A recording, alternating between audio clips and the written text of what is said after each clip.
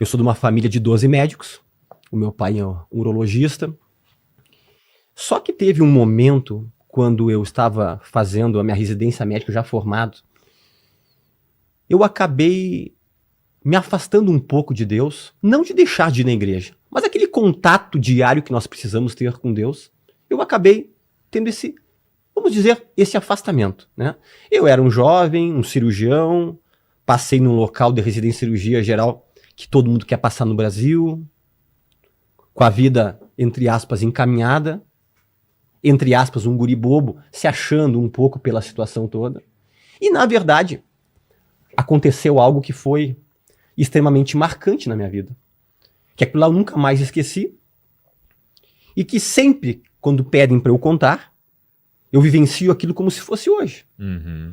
Eu estava de plantão nesse hospital, nesse grande hospital, e eu estava com, na época, eu sou um pouquinho mais velho, pastor Vilela, vocês conheceram a época dos pagers, dos bips? Claro. Né? Não, estava recém começando o celular. Né? Era mais médico que usava, não é? Médico. Só que nós, onde estávamos no local dormindo lá no hospital, nós tínhamos bip.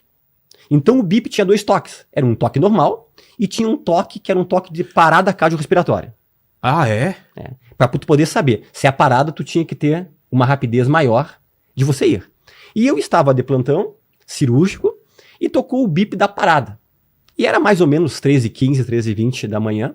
E eu levantei com muita rapidez. O bip toca para a equipe da cirurgia, quando o paciente é teu. E o bip toca para a equipe da clínica e para a enfermagem. Muito bem. Nesse momento, eu só olhei ali, que dizia quarto 109. E eu desci muito rápido.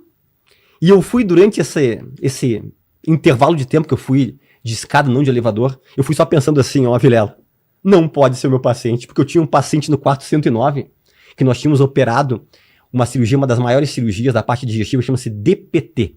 Pessoa que tem câncer de pâncreas, chama-se duodeno pancreatectomia. E eu fui pensando angustiado, não pode ser ele, porque era SUS e tinha 5 pacientes no quarto.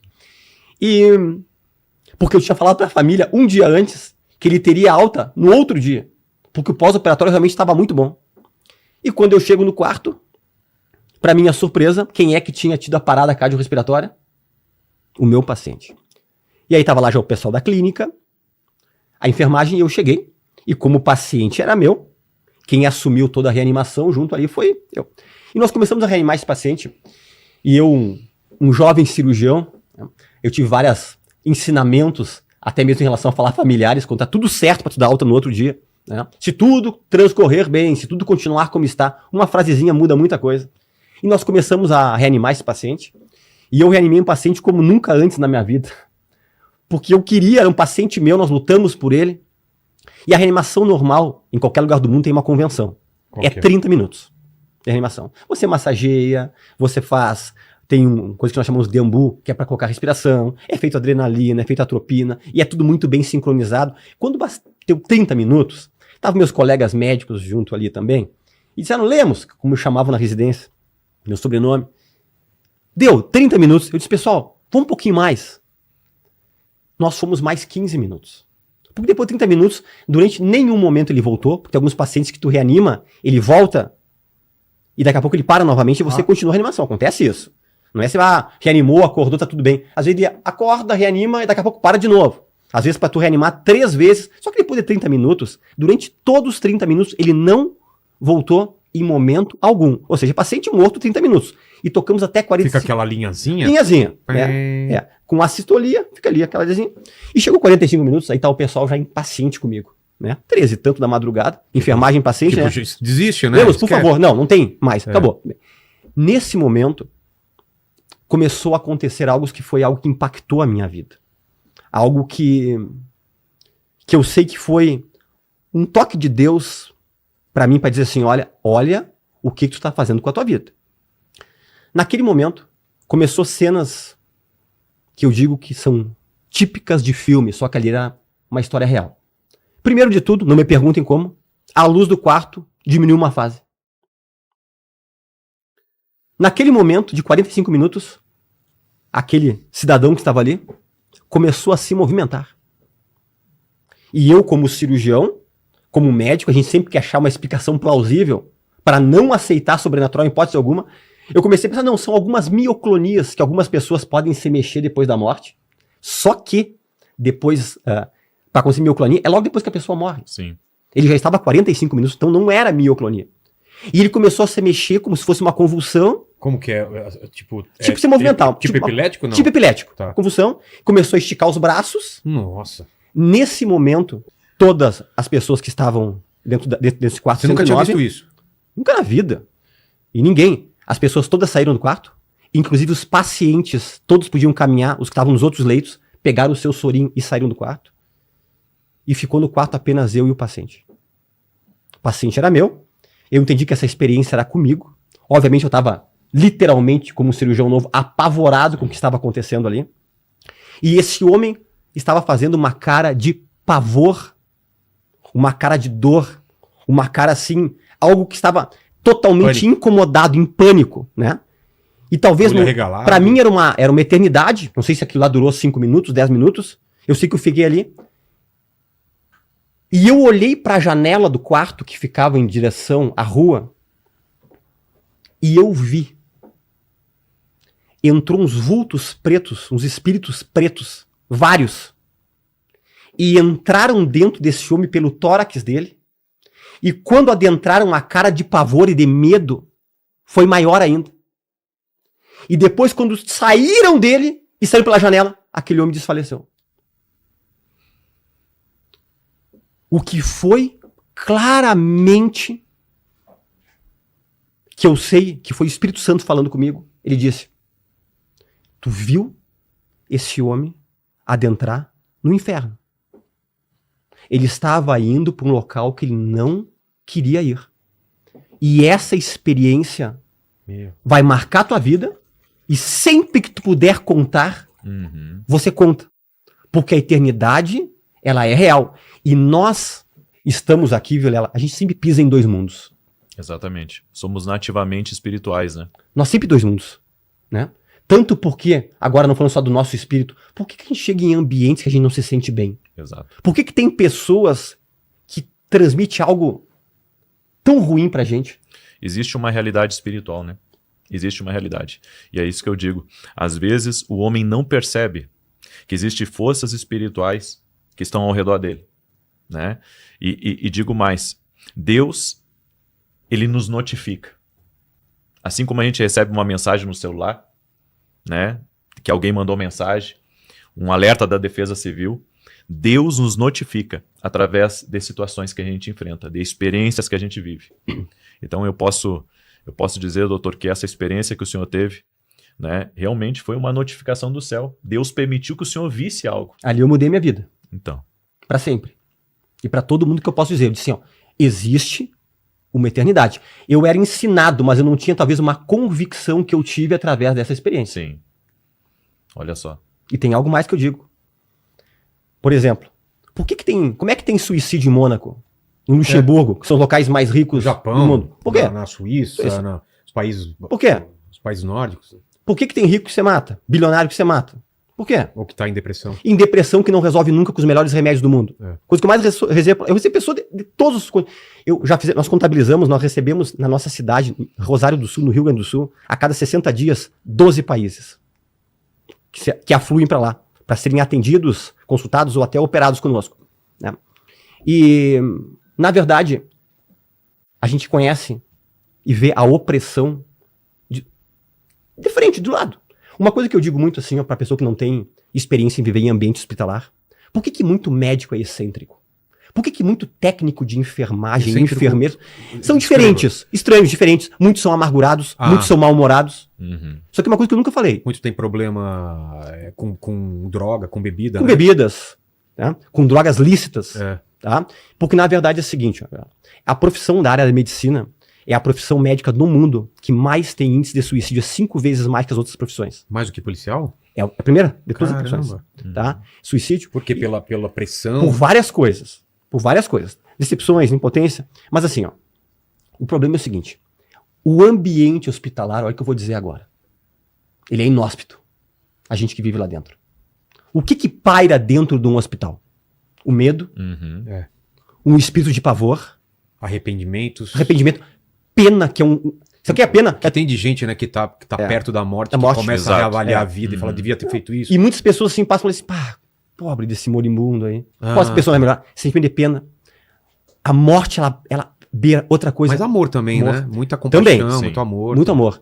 Mas eu te digo pra ti, Vilela, é mais sentimentos ruins do que bons no hospital. Com certeza. Você sente a energia quando você chega lá. Exato. Outra coisa, impotência. Às vezes tu sabe que não tem mais o que fazer, o paciente é terminal.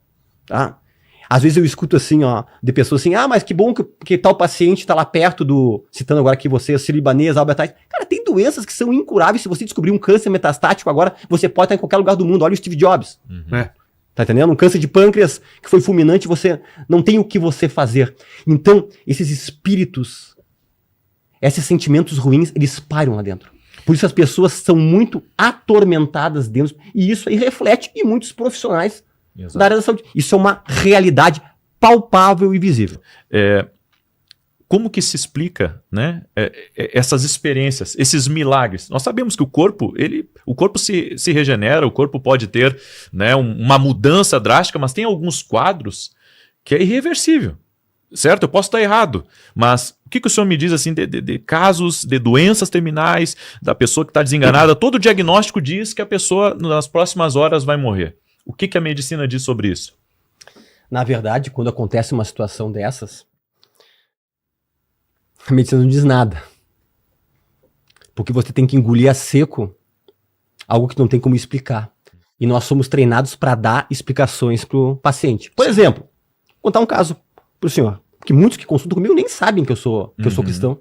Eu estava operando uma paciente, a paciente completamente acordada, porque era uma raquianestesia, do umbigo para baixo, e eu estava operando, era uma cirurgia de reto, e a gente coloca, ela tá com as pernas para cima, como se fosse ganhar nenê, e a gente deixa um campo que tapa para ela não ficar olhando. Sim. E eu vi que essa paciente, ela estava conversando mais do que o habitual. Inclusive, o meu anestesista chegou do meu lado e fez assim comigo, um símbolozinho assim, ó. Quer que eu coloque ela para dormir? Tá te incomodando? Porque às vezes tem uns que falam demais, faz um sedativo, né? Mas era uma hack. E eu fiz assim, ó. Não é necessário. E essa paciente continuou conversando. E ela veio na primeira revisão comigo. E tu sabe que eu senti claramente que essa mulher tinha algo pra me dizer. Sabe aquela coisa que tu vê que a peça tá com uma coisa assim, ó. Tá embuchada, que ela quer te dizer alguma coisa. Mas Você sente, né? Sente. Mas eu não perguntei. Mas eu senti, o que será que essa mulher tem? Será que ela tem alguma reclamação, alguma coisa que aconteceu com ela? Ela veio na segunda revisão. E tudo bem com o pós-operatório. E aquela médica disse assim pra mim. E eu disse pra ela, olhei e disse assim. A senhora tem algo pra me dizer? Falei, sem rodeio. Ela olhou e disse assim, tenho. E eu disse, então fale. Ela disse, doutor, eu tô inquieta desde que o senhor me operou. Eu tô perdendo o sono desde que o senhor fez uma cirurgia comigo.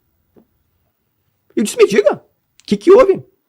O seguinte, primeira coisa que ela dizia é o seguinte, ela não sabe, ela achava que eu era um médico ateu, e ela disse assim, eu quero lhe dizer que eu sou ateia, eu quero lhe dizer que eu não sou maluca, e eu quero lhe perguntar, o senhor lembra que eu conversei mais do que o normal numa cirurgia? Eu disse, lembro. Por acaso eu lembro, que inclusive meu anestesista perguntou se não queria que eu sedasse a senhora. E eu disse assim, lembro. E ela disse, então deixa eu lhe contar. Não acha que eu sou louca, doutor, eu digo. O senhor sabe, eu não conseguia lhe ver. Mas à minha direita, acima do senhor, então à sua esquerda, durante todo o tempo da cirurgia, tinha um ser com aspecto de Jesus Cristo. Assim, ó. Olhando para baixo todo o tempo da cirurgia. E no outro lado, no seu lado direito, no meu lado esquerdo, tinha um ser de branco, na mesma altura, que parecia ser um anjo. Eu fechei os meus olhos, eu falei com o anestesista várias vezes ali. Mas eu vi, doutor. Eu fiquei calmo, sentei, e eu disse assim para ela, tu viste o meu amigo, que eu nunca vi.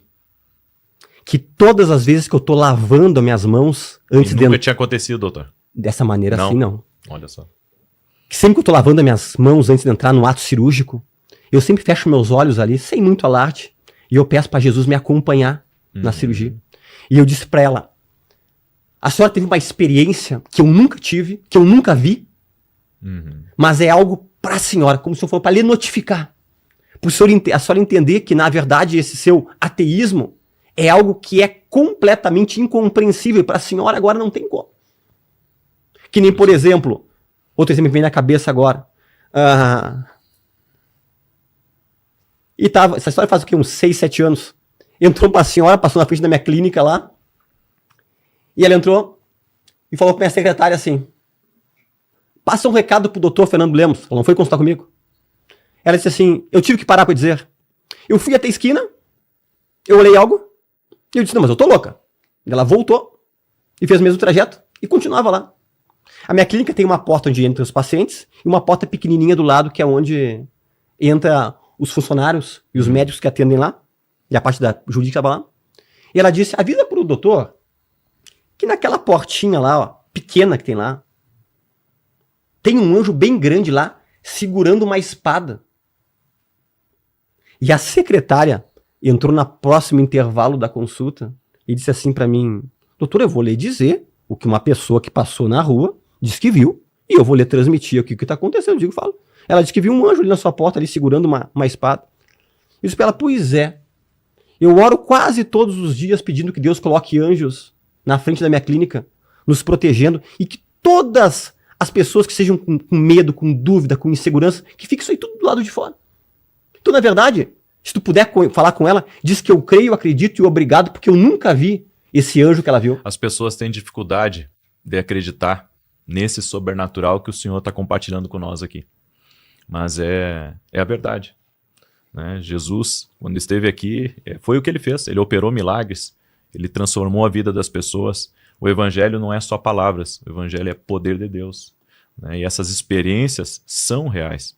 É que as pessoas, é como eu volto a dizer, elas precisam experimentar. Porque se elas experimentarem, elas vão crer. Mas não tem como crer se elas não buscarem essa experiência. A Bíblia diz: buscar-me-eis e me achareis, quando me buscardes de todo o vosso coração. Então, é uma questão de busca, né? Eu atendo pessoas de todas as crenças possíveis e impossíveis, né? E dificilmente, Vilela e pastor, eu toco em algum assunto espiritual dentro da minha clínica. Sim, tá certo. Dificilmente. Nem tá? deve, né? Só que, falando em relação a discernimento, existe sim alguns momentos Que você sente que a pessoa... eu sou impelido, que eu assim, ó, já teve casos que eu fui impelido a falar algo, fazer algo, eu não fiz, e eu fiquei muito mal. Vou cantar um caso pra vocês que aconteceu o ano passado. Eu acho que essa pessoa, tenho que ela tá assistindo esse programa aqui, ela sempre acompanha tudo. Ela fez uma cirurgia comigo, tá? Ela é de uma cidade lá do estado. E ela é uma pessoa muito falante, uma pessoa muito comunicativa. E na primeira revisão cirúrgica que ela voltou comigo, ela estava literalmente mudada. Angustiada, com uma cara de pavor. O esposo explicou que ela não era mais aquela pessoa que ela sempre foi. E eu senti claramente que era algo espiritual. Sim. E ela chegou a mostrar que estava totalmente desesperançada. Eu tenho muito medo desse termo desesperança, porque é o último passo para tu pensar no suicídio. A desesperança é quando você já acha que não tem solução mais para nada. E naquele momento, e eu relutando dentro de mim, de o que eu faço aqui? Falo alguma coisa, não falo? Antes dela sair, eu disse para ela o seguinte, quase que eu falei o nome dela aqui. Eu disse: tu aceita que eu faça uma oração por ti? E ela disse: claro. Aí eu orei, estávamos de pé para ela sair na porta. Ela chorou e ela me abraçou. E o que foi o mais surpreendente? A hora que ela saiu da porta da clínica, do consultório, ela contando que foi como se fosse um estalar de dedos. Tudo aquilo que ela estava sentindo de ruim desapareceu. E ela retornou na segunda revisão e ela conta para todo mundo agora.